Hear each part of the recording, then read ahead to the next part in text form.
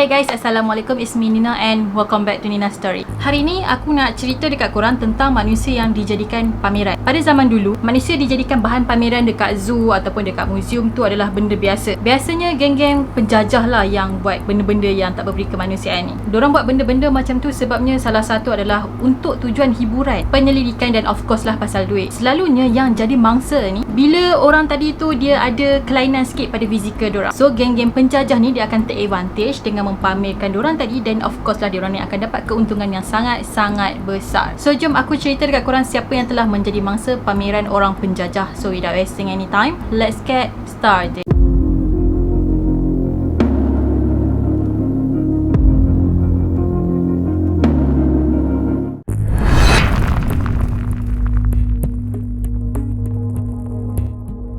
Julia telah dilahirkan di Mexico pada tahun 1834. Jadi dia dipercayai berasal dari suku kaum asli yang tinggal di gua. Julia dilahirkan dalam keadaan yang mana fizikal dia lain daripada manusia biasa ataupun manusia normal, iaitu dia ni mempunyai sindrom manusia serigala. Tapi bukan bermaksud dia ni serigala jadian, bukan. Sebenarnya dia ni ada penyakit yang membuatkan muka dan tubuh badan dia ditumbuhi bulu yang lebat. Lepas tu pun dia punya saiz gusi pun tak sama macam manusia normal. Jadi disebabkan dia punya fizikal ni lain daripada orang biasa, dia kerap dipulangkan oleh masyarakat suku kaum dia sendiri. So lepas mak dia meninggal, ayah saudara dia telah jual dia kepada seseorang. Sejak dia dijual, Julia selalu bertukar-tukar tuan sampailah dia jadi hamba kepada seorang gubernur pada tahun 1854 ketika dia berusia 20 tahun. Hujung tahun tu pula, dia telah dibeli oleh seorang custom yang bernama Francisco. Jadi Francisco ni dia ada rakan kongsi yang bernama Len. So Len yang menguruskan Julia, dan dia telah bawa Julia tadi dipertontonkan di seluruh Amerika. Dia bukan bawa Julia jelajah Amerika je, tapi dibawa juga ke Canada, London, Jerman dan juga Poland. So masa diorang menjelajah tu, Julia juga telah melakukan persembahan sebagai seorang penyanyi orkestra. Sebenarnya Julia dibawa travel bukan disebabkan dia ni ada suara yang merdu ke ataupun sebab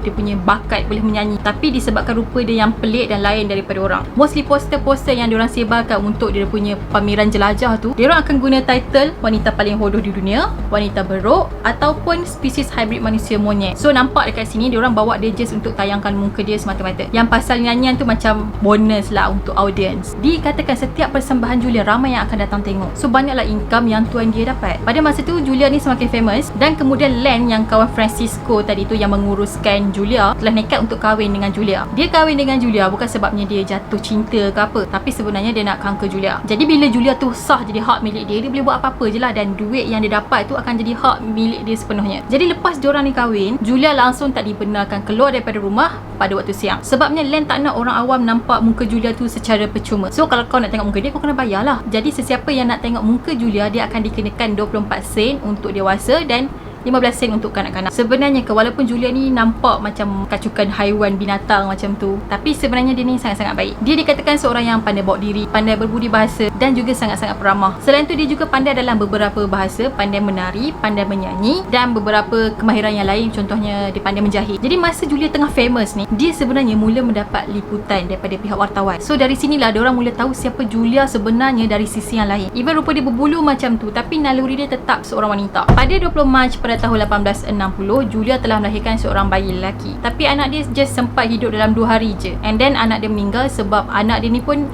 dapat sindrom macam Julia juga. Lepas tu 3 hari kemudian, Julia pula menyusul ikut jejak anak dia. Jadi lepas diorang berdua meninggal, Len telah menjual isteri dan juga anak dia sendiri kepada University Moscow. Dia jual dengan harga 55 pound. Lepas tu jasad diorang tadi telah diawetkan dan dipamerkan di Muzium Anatomi, iaitu milik universiti tadi. Tapi lepas 2 tahun kemudian, Len datang situ balik dan nak beli jasad isteri dan anak dia balik, dan dia beli pada harga 800 pound. Dalam tempoh 20 tahun, Len telah bawa jasad diorang berdua ni pusing seluruh Eropah. Tapi at the end, Len telah meninggal dekat hospital sakit jiwa. Lepas tu jasad diorang berdua tadi dimiliki pula oleh Mary, iaitu isteri kepada Len. Pada tahun 1921, Mary telah jual jasad diorang berdua tadi kepada Jagger yang datang daripada Norway. Jagger ni telah menjaga Julia dan juga anak dia sampailah masuk ke 3 generasi, dan kemudian jasad Julia dan juga anak dia telah diserahkan kepada Universiti Oslo selama 30 tahun. Kemudian pada 8 Februari pada tahun 2013, jasad Julia akhirnya telah dipulangkan ke Mexico yang mana tempat tanah kelahiran dia, dan dia disemarikan dekat sana. Itu pun selepas 150 tahun dia meninggal, barulah dia disempurnakan dengan selayaknya. Bukan masa hidup je dia dipertontonkan, tapi dah mati pun orang still heret jasad dia ke sana ke sini untuk dipertontonkan lagi. Sedihnya mentaliti orang berjajah ni kan.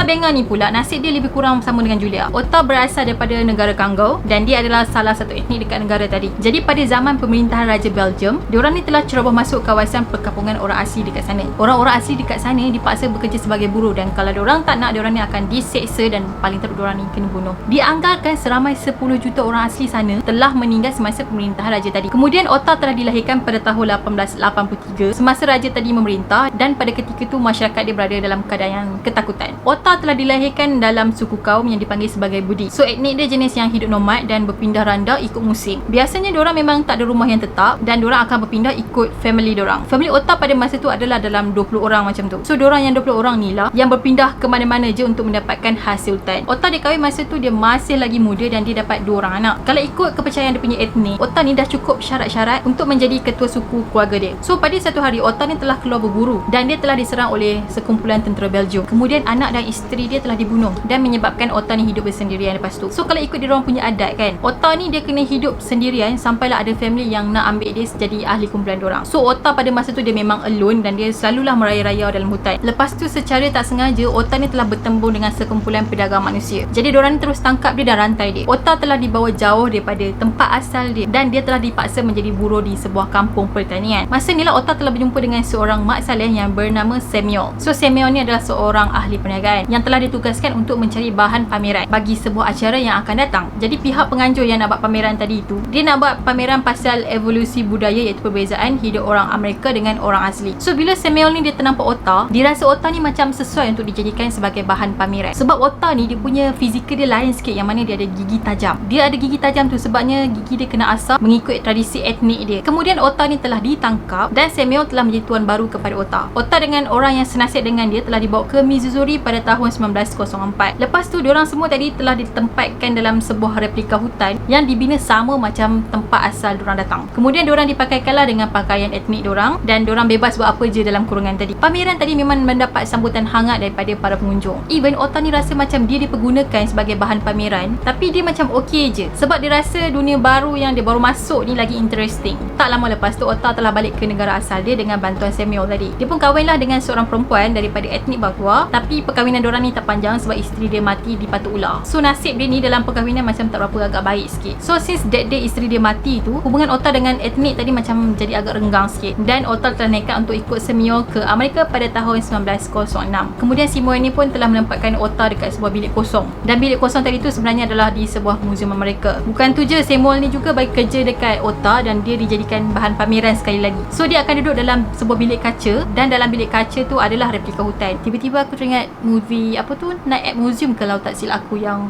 penjaga, ada seorang penjaga tu yang jaga muzium. Lepas tu semua patung zaman purba dalam tu akan hidup bila tengah malam. Tiba-tiba aku terbayang macam tu. Jadi Otta ni akan jadi bahan pameran pada waktu siang. So bila malam barulah dia boleh keluar daripada bilik kaca tu dan balik ke bilik kosong dia. Tak lama lepas tu Otta ni berpindah pula ke zoo untuk dijadikan bahan pameran dekat sana pula. Dekat sini dia ditempatkan dengan binatang lain iaitu dengan monyet. Bila Otta dekat zoo, ramai pengunjung yang nak datang dekat zoo tu semata-mata nak tengok Otta. Kemudian adalah sesetengah pihak yang membantah tindakan yang mana letak Otta ni dekat dalam zoo. So ada seorang paderi yang bernama James telah berjaya membebaskan Otta daripada zoo. Otta kemudian telah ditempatkan di sebuah rumah anak yatim yang diselia oleh James sendiri. Jadi start daripada sinilah hidup Otta mula membaik kalau nak dibandingkan masa zaman dia jadi bahan pameran tu. Sebab masa dia jadi bahan pameran dulu ni, dia dikatakan menjadi agak kasar. Mungkin sebab dia tertekan hidup dalam balang kaca macam tu. Selain tu, James juga menghantar Otta ke sekolah yang dikhaskan untuk orang yang berkulit hitam dan Otta juga telah bekerja di kilang tembakau. Lepas 8 tahun dia tinggal dekat Amerika, Otta rasa dia nak balik pula ke negara dia dan pada masa tu adalah pada tahun 1914. Sebabnya Otta ni dapat khabar mengatakan Raja Belgium yang menjajah negara dia pada masa tu telah mati. So negara dia telah bebas daripada cengkaman raja tadi. Tapi sebelum dia nak balik ke sana, terjadinya pula Perang Dunia yang pertama pada tahun 1914 tu. So kapal-kapal nak ke negara dia tu memang tak ada yang belayar lah. Jadi dia sebabkan dia tak boleh balik dan dia pun semakin stres. Akhirnya dia telah bunuh diri dia dengan cara menembak dengan menggunakan pistol yang dia curi. Otta akhirnya telah meninggal dunia pada usia 32 tahun.